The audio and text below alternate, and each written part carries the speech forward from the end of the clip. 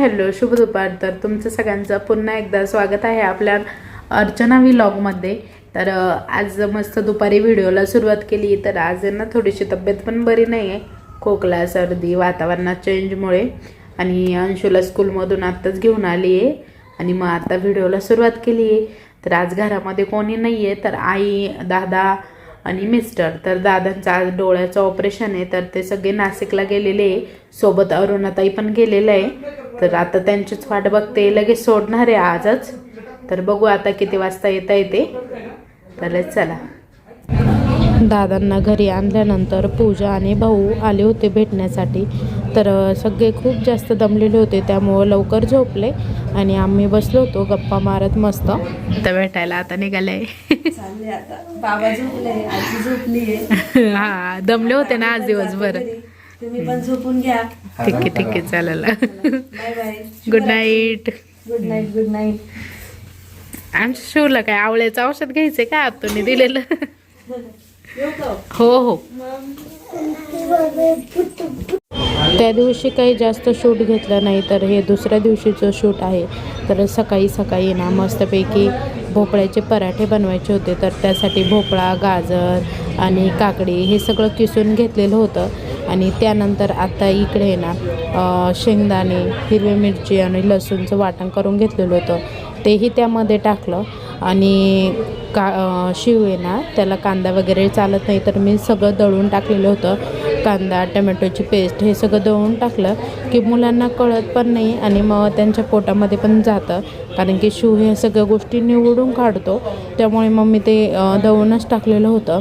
आणि तुम्हाला सांगायचं झालं तर दादांचं ऑपरेशन का केलं डोळ्यांचं, तर दादांना आहे ना थोडासा त्रास होत होता, डोळ्यावर पडदा आलेला होता.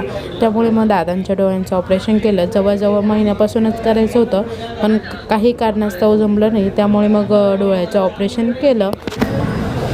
तर आज आहे ना दिवसभर पाहुणे चालू राहणार होते, त्यामुळे मग जरा पटपट आवरून घ्यायचं होतं. कारण की सगळ्यांना माहीत झालं ऑपरेशन झालं आहे असं, त्यामुळे मग दिवसभर आता पाहुण्यांची चालणार आहे. आणि खूप आता आम्हाला जवळजवळ 15-20 दिवसापासून कंटिन्यू पाहुणे चालूच आहे. कारण की सुवर्णाताई होत्या, त्यांच्याकडे पाहुण्यांचं येणं जाणं सगळं चालू होतं. तर म्हटलं चला सकाळी सकाळी पटकन आवरून घेऊ. तर मुलांच्या डब्यासाठी आणि त्यांच्या नाश्त्यासाठी पण मग छान असे पराठे केले होते. मिस्टरांनीही भोपळ्याचे पराठे आवडतात, मग सगळ्यांसाठीच भोपळ्याचे पराठे केले. इकडे छान असे भोपळ्याचे पराठे झालेले होते. शिवांशूसाठी मस्त असे भोपळ्याचे पराठे केलेले होते. आणि आज्या नातांच्या सकाळी सकाळी मस्त गप्पा चाललेल्या होत्या. कारण की सकाळी सकाळी मुलांना खूप जास्त लवकर उठावं लागतं ना, त्यामुळे मग म्हणजे थोडेसे फ्रेश राहण्यासाठी आई छान असा अंशूचा मूड आणत होत्या. त्यामुळे मग छान अशी अंशू आणि आईंची मस्त घरामध्ये बडबड चाललेली होती. आणि मीही इकडे मस्त पराठे करत होते. पपई आणायची बरं का.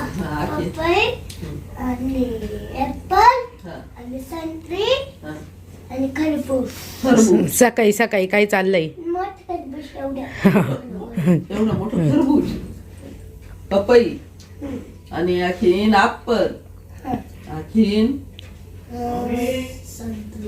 संत्री. एवढं आणणार बरं का मी तुला. आणि शिवदादाचं सकाळी सकाळी क्लासला जायचंय, तर मस्त नाश्ता चाललाय. अंशूला स्कूलला जायचंय, तिच्या मस्त गप्पा चाललाय. हा, तिला म्हणा बाय. गुड मॉर्निंग बोल सगळ्यांना. तुमचं सगळ्यांचं स्वागत आहे आपल्या. शिवदादाचं मस्त खायचं काम चाललेलं आहे सकाळी सकाळी पराठा. हा, नाश्ता चाललाय. तुला दूध देऊ ना? मग म्हणा पराठा टिफिनला देते आणि दूध देते. हा, गरम गरम पोट नाही भरत. नाही ना, तिला म्हणा खूप छोटा देती. हा का, मोठा दे. अंशू खोटं बोलती, खोटं. त्यानंतर 10-10:30, 11च्या दरम्यानमध्ये ना दादांना भेटण्यासाठी मम्मी, पप्पा, संध्याताई, श्यामभाऊ सगळेजण आलेले होते. आता पाहुण्यांची म्हणजे सुरूच झालेली होती. जसं जसं प्रत्येकाला माहीत होईल तसतसे आता प्रत्येकजण येत जातील आणि दिवसभर आज पाहुणे असणार आहे. आवरलं का तुमचं? आमचं काम चालू आहे ना बाई आता आवरच काम. घराचं काम जोरदार चालू आहे संध्याताईंचं. पूर्ण झाल्यावर दाखवणार आहे का आता? घराचे काम काढावं म्हणून आवरत नाही. ते बेडशीट. बेलशेट आहे बेलशेट. मम्मी ते आले. तुम्ही काय म्हणता, गायला उठवली? त्यानंतर इकडे सगळेजण चंदा मावशी, सोनीताई, शुभम भाऊ, अरुणाताई, साक्षी, सौरभ, प्रियंका ते सगळे पण आलेले होते दादांना भेटण्यासाठी. नंतर आम्ही इकडे दुसऱ्या हॉलमध्ये बसलो. मी सगळ्यांसाठी इकडे मस्त चहा ठेवला.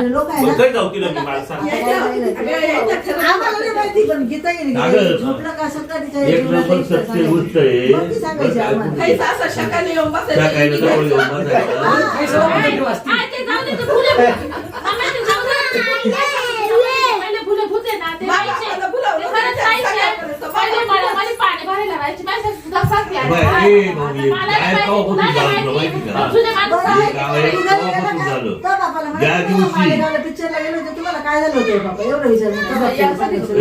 पप्पाचे पिक्चर पाहून यातच गेले असं पप्पा त्या तारीत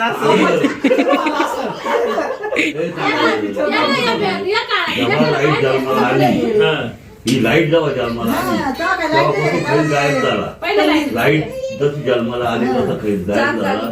फक्त तोपर्यंत काहीच नव्हतं. खरं एक सांगू का, हे म्हणता ना खैस भूत हे काही अशा गोष्टी नव्हत्या. हे फक्त लोकांनी एक भाकड कथा बनवली.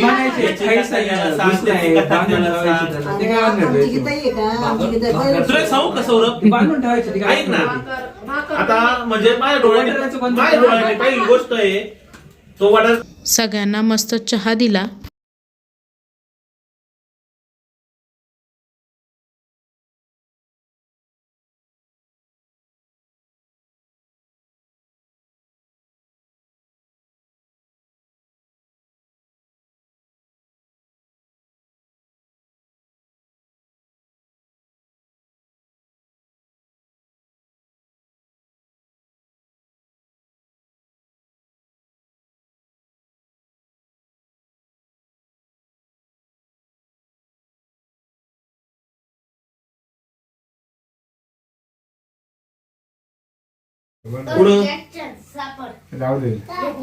ताई आलंय दादांना भेटायला.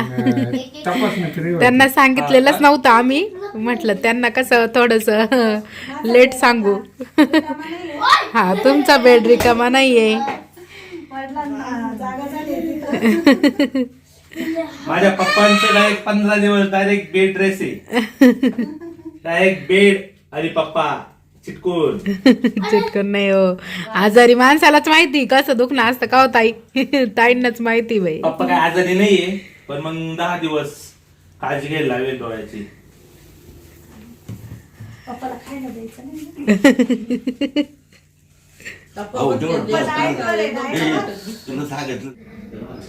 आता दिवसभर सगळे पाहुण्यांची येणे जाण्याचं चालूच होतं.